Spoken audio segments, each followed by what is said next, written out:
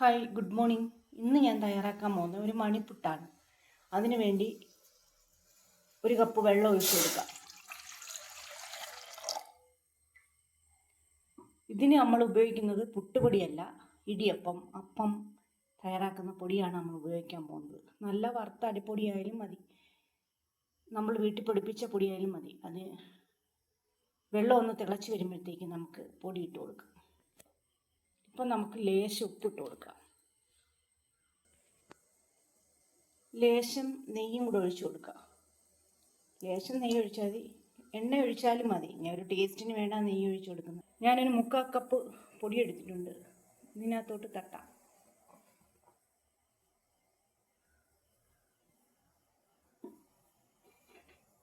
ഇനി ഇതൊന്ന് ഇളക്കി കൊടുക്കാം.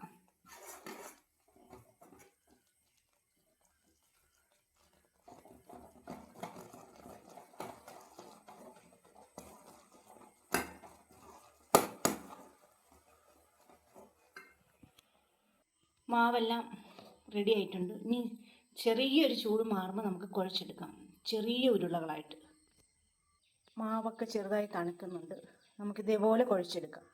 ഈ ഉരുളകളാവണം, കുഞ്ഞുരുളകളാക്കി നമ്മുടെ ഇഷ്ടമനുസരിച്ച് ഉരുട്ടിയെടുക്കാം. ഞാനിതേപോലെ കുഞ്ഞുരുളകളായിട്ട് കുഴച്ചെടുക്കുന്നു.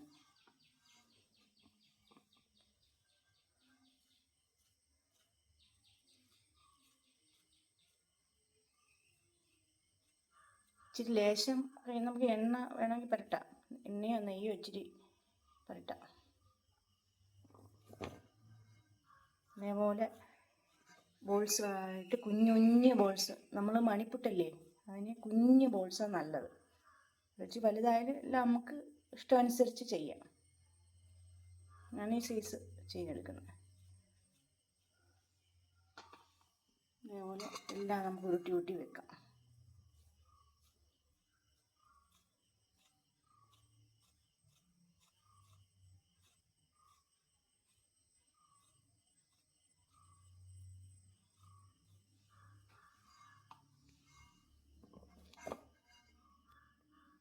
നമ്മുടെ ബോൾസ് എല്ലാം ഉരുട്ടി വെച്ചിട്ടുണ്ട്. ഇനി നമുക്കിതൊന്ന് ആവി വേവിച്ചെടുക്കാം. ഇഡ്ഡലി പാത്രത്തിൻ്റെ തട്ടില വേവിക്കുന്നത്. നമുക്ക് ഓരോ ബോളുകളായി പറക്കി വെക്കാം.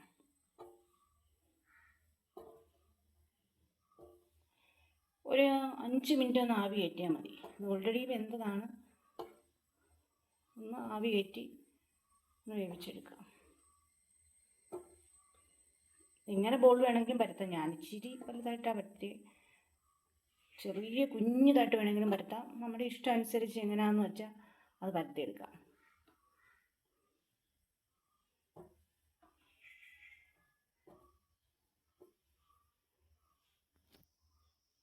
ബോൾസെല്ലാം പറക്കി വെച്ച് ഒന്ന് അടച്ചു വെക്കാം.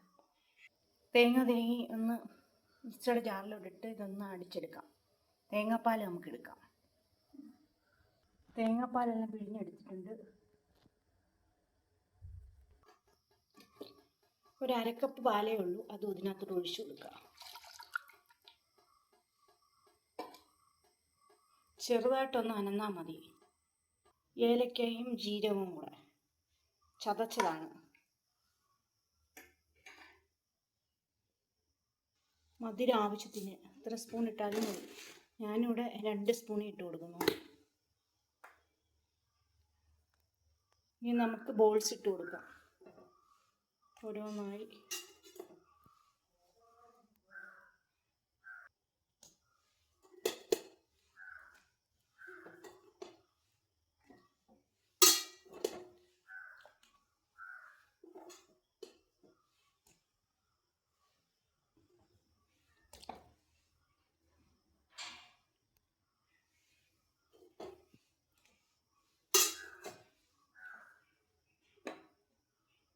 ബോൾസ് എല്ലാം ഇട്ട് കൊടുത്ത് പാലൊന്ന് ചെറിയ രീതിയിൽ ചൂടായാൽ മാത്രം മതി.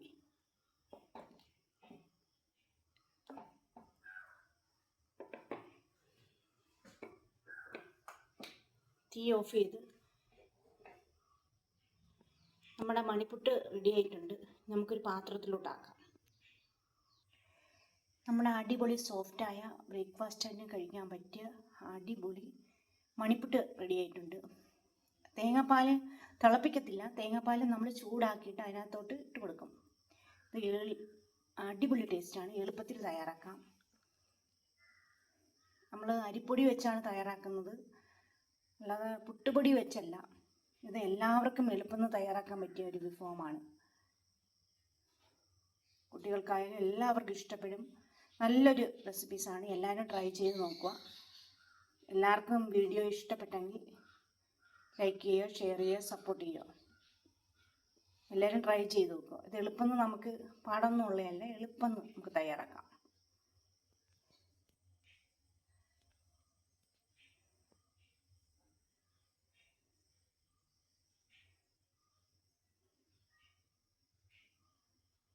മറ്റൊരു വീഡിയോയിൽ നാളെ വരാം. ഇതേപോലെ പുതിയ പുതിയ റെസിപ്പീസായിട്ട് ഓരോ ദിവസവും ഞാൻ വരാം. ഇങ്ങനെ ഓരോ പുതിയ പുതിയ റെസിപ്പീസ് പരിചയപ്പെടുത്തി തരാം.